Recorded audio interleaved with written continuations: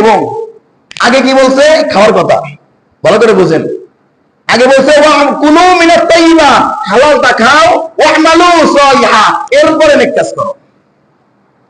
এরপরে ভালো কথা বলো, এরপরে ভালো কাজ করো। আগে কি বললেন?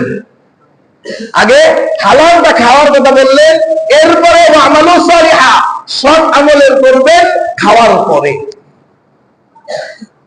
ইন্নী বিমা তা'মালুনা আলিম, আল্লাহ বলতেছে তোমরা যাই কিছু করো না কেন সব কিছু সম্পর্কে নিশ্চয়ই আল্লাহ তাআলা অবগত আছেন। ঠিক কি না? আল্লাহ তাআলা জানেন না? আল্লাহ জানেন। তাহলে এখানে দেখেন একটা জিনিস, আল্লাহ তাআলা রাসূলদেরকে ডাক দিয়ে বলতেছে আগে হালালটা খাও, এরপরে নেক আমল করো। তাহলে আল্লাহ তাআলা তো রাসূলদের কইছে, আমাদের তো কয় নাই। কইছে আমরা তো রাসূল না, নবী না, পয়গম্বর না, ঠিক কি না? তা আল্লাহ তাআলা পয়গম্বরদেরকে ডাক দিয়ে ভালো জিনিস খাইতে কইছে, হালাল জিনিস খাইতে কইছে, হারাম খাইতে কয়, হারাম থেকে বেঁচে থাকতে কইছে। আমাদের কি বলছেনি? হ্যাঁ, আমাদেরকেও বলছে।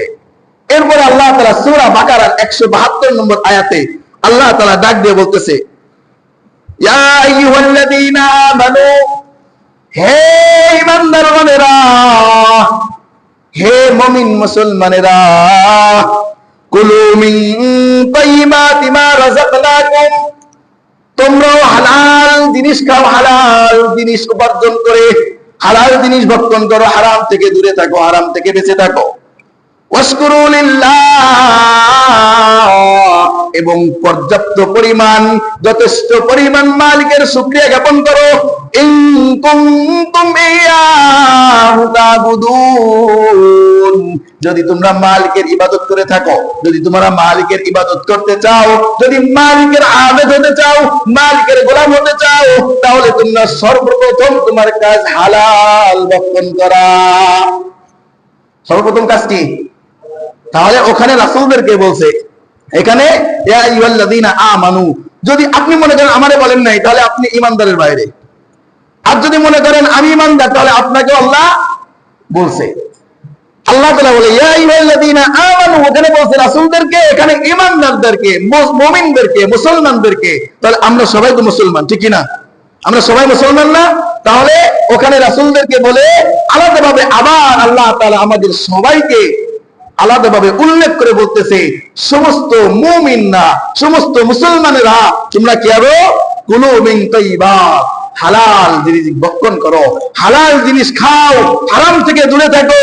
মা রাযাকনাকুম, যে জিনিস আল্লাহ তাআলা তোমাদেরকে দান করছে, এই জিনিস থেকে আল্লাহ তাআলার হালাল জিনিসগুলা তোমরা বেছে বেছে ভক্ষণ করো। দেখেন এরপরে আল্লাহ তাআলা ইন কুনতুম ইয়াহু তা'বুদুন, যদি তোমরা আল্লাহর ইবাদত করো, যদি তার ইবাদত করতে চাও। এখানে আল্লাহ তাআলা একটা খাস করছে, বিশেষত্ব ব্যবহার করছে আরবি ভাষার ভিতরে, যে যদি তার ইবাদত করতে চাও, একমাত্র আল্লাহর ইবাদত করতে চাও। আল্লাহ ছাড়া মানুষের ইবাদত করা যায়? যায়।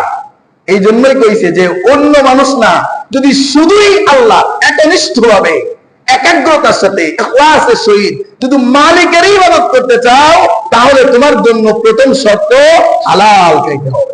কি খাইতে হবে? অন্য কিছু ইবাদত করা যায় না। হ্যাঁ, এখানে আমরা অনেকেই আসবো নামাজ পড়তে, কেউ মালিকের জন্য নামাজ পড়বে, কেউ মানুষের জন্য নামাজ পড়বে, কেউ নফসের জন্য নামাজ পড়বে, কেউ সমাজ রক্ষার্থে নামাজ পড়বে, ঠিক কি না? আছে না? সব শ্রেণী মানুষ উপস্থিত হবে। এই জন্য আল্লাহ বলতেছে যদি শুধু আমি আল্লাহর ইবাদত করতে চাও, ইয়াহু, এখানে বলতেছে শুধু যদি তারই আল্লাহর ইবাদত করতে চাও, তাহলে তুমি হালাল ভক্ষণ করো, হারাম থেকে বেঁচে থাকো। হালাল ভক্ষণ যত সময় না করবা, তত সময় পর্যন্ত একনিষ্ঠভাবে তুমি যতই চেষ্টা করো, যতই ভাব গম্ভীরতা দেখাও, আমি মালিকের খুব ইবাদত বন্দেগীকারী, আমি মালিকের খুব পরহেজগারী, এটা যতই তুমি ভাব দেখাও না কেন, আল্লাহ বলে না, তুমি আমি আল্লাহর জন্য একটা ইবাদতও করো নাই। নাউযুবিল্লাহি মিন যালিক। তাহলে আল্লাহর ইবাদত করতে গেলে, সৎ আমল করতে গেলে, সৎ আমল গ্রহণযোগ্যতা পেতে গেলে সর্বপ্রথম অর্ডার কি? সর্বপ্রথম অর্ডার কি? বলেন না ভাই, বলেন।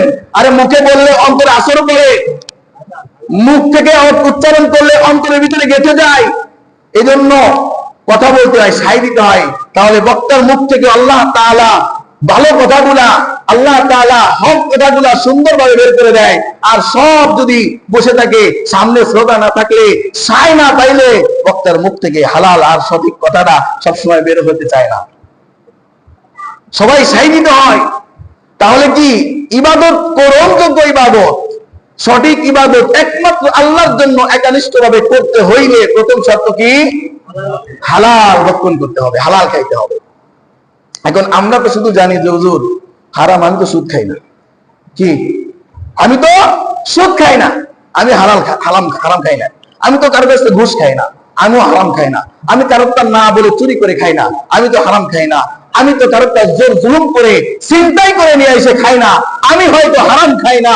আরে দোস্ত, তুমি যে চিন্তাই করে খাও না, সুদ খাও না, ঘুষ খাও না, চুরি করে খাও না, মিথ্যা বলে খাও না, শুধু যে এইগুলা হারাম, অন্যগুলো কিছু হারাম নাই, এইগুলো তোমাকে কে বলছে? অন্য কিছু হারাম আসেনি? আছে। হালালের ভিতরে হারাম লুকায়িত আছে। কিভাবে? হালালের ভিতরে আবার হারাম থাকে কিভাবে? আপনি সারাটা দিন, সারা জিন্দেগি, সারা বছর কষ্ট করে ইনকাম করলেন হালাল। কি ইনকাম করলেন? হালাল পথে ব্যবসা বাণিজ্য করে ইনকাম করছেন, হালাল পথে চাকরি করে আপনি ইনকাম করছেন, হালাল পথে পরিশ্রম করে আপনি ইনকাম করছেন, মাগার আপনার এই হালালের ভিতরে হারাম ঢুকে গেছে আপনার কিছু কর্মকাণ্ডের জন্য। এর ভিতরে সব থেকে বড় যে জিনিসটা মালিকের পক্ষ থেকে আল্লাহ নিজে ঘোষণা করে বলতেছে, ওয়াতুজ যাকাত, ওয়াতুজ যাকাত, এর ভিতরে যাকাত থেকে গেছে, যে যাকাত তুমি আদায় না করে নিজে ভক্ষণ করা শুরু করছো। এই জিনিসটা তোমার হালাল ইনকাম, হালাল রিজিক, হালাল উপার্জন, কিন্তু রিজিক থেকে যাকাত না দেওয়ার কারণে, সদকা না করার কারণে, ওই সদকার মালটা যেটা তোমার জন্য হারাম ছিল, যেটা গরিব দুঃখীর হক ছিল, এটা আদায় না করার কারণে তোমার হালালের ভিতরে ঢুকে মিশ্রণ হয়ে